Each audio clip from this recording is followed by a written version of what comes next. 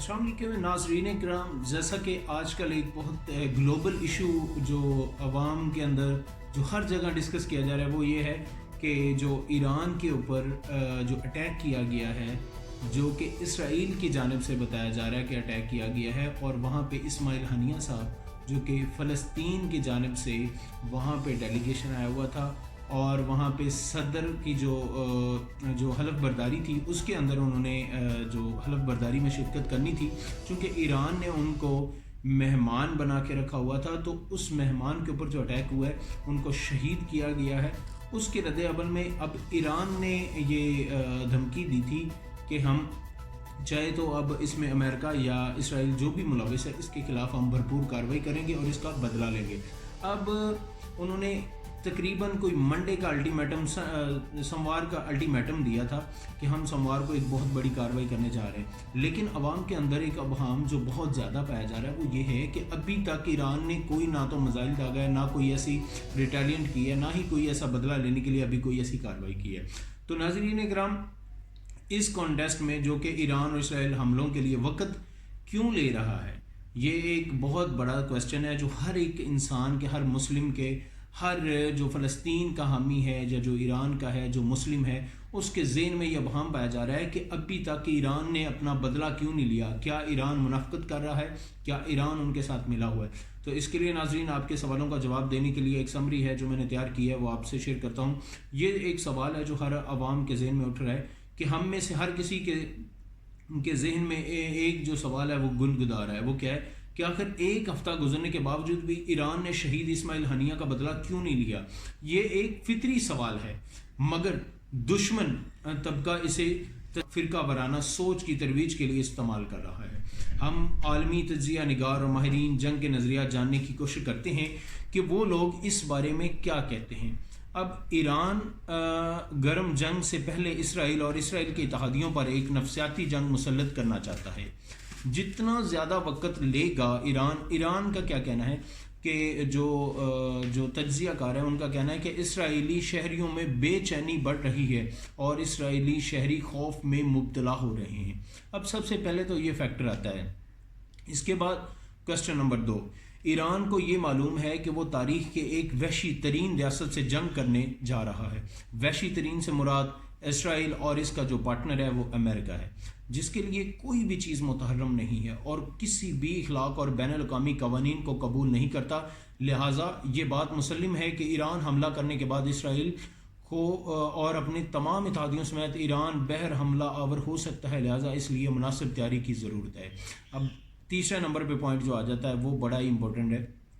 کہ جو لوگ عالمی اور خصوصاً مشرقی وسطی کے حالات پر نظر رکھتے ہیں کہ ایران اس وقت خطے میں موجود اپنے اتحادیوں سے رابطے بڑھا چکے ہے تاکہ انہیں اعتماد میں لیا جا سکے، تمام جماعتوں کو، تمام مسلم ممالک کو، خصوصاً مفاداتی جماعتوں کو اپنی جنگ حکمت عملیوں سے آگاہ کرنا، کیونکہ اس سے پہلے بھی ایران کے بارے میں مشہور ہے کہ اس نے جو حالیہ دنوں میں جو ایک ریٹیلینٹ کی تھی، اس نے اسرائیل کے خلاف ایک مہم جوئی کی تھی، تقریباً 100 سے زائد میزائل اور راکٹوں کے ذریعے، اور اس نے حملہ کیا تھا جس میں ان کا کہنا تھا کہ ہم نے تقریباً 200 سے 300 جو اسرائیلی کمانڈر ہیں یا ان کی جو اہم تنصیبات ہیں ان کو نقصان پہنچایا ہے۔ تو باقی لوگوں کا یہ کہنا تھا کہ ایران نے بہت جلد بازی کی ہے، ہمیں آگاہ نہیں کیا تاکہ ہم بھی اس کے ساتھ شامل ہوتے۔ تو ایران کی ایک حملہ نہ کرنے کی وجہ یہ بھی بتائی جا رہی ہے مبصرین کی جانب سے، تو ایک وجہ یہ بتائی جاتی ہے کہ ایران زیادہ وقت اس لیے بھی لے رہا ہے کہ اسرائیل کو مزید کمزور کر سکے۔ ناظرین کرام، ایک وجہ یہ بھی بتائی جاتی ہے کہ ایران ایک اسلامی ملک ہے، لہٰذا ایران ماہ محرم الحرام جو حرمت رکھتا ہے، اس مہینے میں چونکہ شہادتیں ہوئی تھیں حضرت امام حسین علیہ السلام اور ان کے رفقا، اور 72 تن جسے ہم کہتے ہیں کہ وہ شہید ہوئے تھے، تو ان شہادتوں کی وجہ سے بھی ناظرین کرام چونکہ باقی مسالک سے تعلق رکھنے والے لوگ اس سے اکتفا نہیں کر رہے کہ وہ ایک ماہ مقدس میں حملہ نہیں کر رہے، یہ کوئی اتھینٹک لاجک نہیں ہے ان کے اکارڈنگ۔ تو اس کے بعد ایک مین ویلڈ پوائنٹ ہے جو ہر ایک انسان کے ذہن میں آتا ہے، جو کہ خاص کر ترجمانی کرتا ہے، وہ ایرانی جو علماء ہیں اور ایرانی عوام، ایرانی حکومت کی ترجمانی کرتا ہے، وہ کیا الفاظ ہیں۔ ان کی ترجمانی جو کرتے ہیں وہ یہ ہے کہ ایک وجہ یہ بھی بتائی جاتی ہے کہ ایران باقی اسلامی ممالک پر حجت تمام کر رہا ہے کہ ہم تو اسرائیل پر حملہ کرنا ہی ہے، باقی آپ اس مقدس عمل میں بھی شامل ہوں تو بسم اللہ شامل ہو جائیں، کہ کل کو کوئی اسلامی ممالک یہ نہ کہے کہ ایران نے بہت جلد بازی کی، ایران نے بہت جلد قدم اٹھایا اور ہم سے مشورہ نہیں کیا۔ لہٰذا آج OIC کے ایک اہم اجلاس بھی ہوا ہے جس میں شرکت کے دوران یہ پوائنٹ اٹھایا گیا ہے کہ ایران نے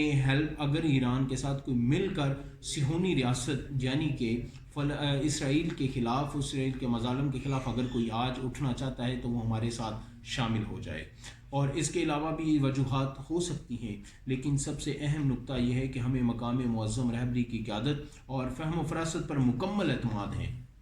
آپ ایک حکیم انسان ہیں، جو بھی فیصلہ کریں گے امت مسلمہ کے لیے بہترین فیصلہ ہوگا۔ ناظرین کرام، اس میں بہت سارے پوائنٹس جو ہم نے نوٹ کیے وہ یہ بھی ہیں کہ آج کل ہر ایک انسان کے ذہن میں یہ بات بھی آ سکتی ہے کہ اچھا جی ایران حملہ کیوں نہیں کر رہا، ایران منافقت کر رہا ہے، لیکن یاد رکھیے گا ایران وہ واحد ملک ہے جس نے کسی بھی اسلامی ممالک میں سب سے پہلے 100 میزائل اگر داغے ہیں، بے شک ان کا نقصان نہیں ہوا اسرائیل کا۔ بتایا جاتا ہے کہ کچھ لوگ کہتے ہیں کہ جی کچھ بھی نقصان نہیں ہوا، لیکن اس نے ہمت تو کی، جرت تو کی ان کے خلاف لڑنے کی، اور باقی اسلامی ممالک میں آج تک کبھی کسی نے ریٹیلین نہیں کی۔ بظاہر پاکستان نے آج تک اسرائیل کو تسلیم نہیں کیا، یہ بھی ایک بہت اہم فیکٹر ہے جو کہ according to Pakistani community it's a good passionate decision given from the government of Pakistan. تو ان چیزوں کو سمجھنا ہمارے لیے بہت زیادہ ضروری چیز ہے کہ آج پاکستان اگر کھڑا ہے تو اپنے مظلوم فلسطینی بھائیوں کے ساتھ کھڑا ہے، وہ اسرائیلی صہیونی ریاست کے خلاف کھڑا ہے۔ تو ہمیں چاہیے، اب وقت آ چکا ہے کہ اس صہیونی ریاست کے خلاف آئیے ہم ایک ہو جائیں اور تمام اسلامی ممالک اپنا نقطہ نظر پیش کریں، اور اس جو دہشت گرد ریاست ہے اس کے خلاف آج جنگ کے لیے یا جہاد کے لیے تیار رہنا چاہیے۔ تو مجھے دیجیے اجازت، میں آپ کا بھائی RNN TV سے، رضوان نیوز نیٹ ورک سے آپ کو لمحہ بہ لمحہ آپ کی خدمت میں لیٹسٹ نیوز لے کر حاضر ہوتا ہوں۔ اگر آپ کو میرا یہ چینل اچھا لگے تو آپ میری ویڈیو کو لائک شیئر ضرور کیجیے گا، اس سے حوصلہ افزائی ہوتی ہے اور آپ تک کرنٹ نالج پہنچتا ہے۔ اپنی دعا میں یاد رکھیے گا، پاکستان زندہ باد اور عالم اسلام زندہ باد۔